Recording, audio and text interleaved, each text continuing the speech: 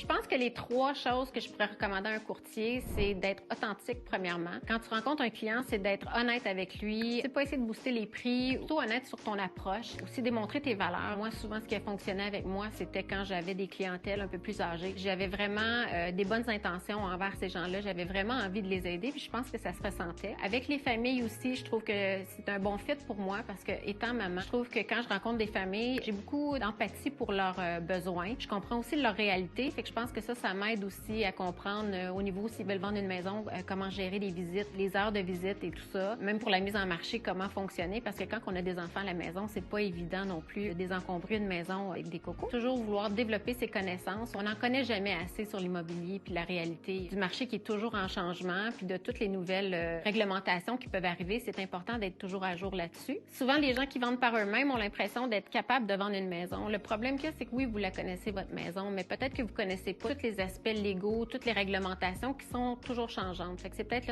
à ce moment-là que ça vaut la peine de faire affaire avec un courtier pour protéger dans la transaction, pour bien informer les acheteurs afin de ne pas avoir de surprise plus tard.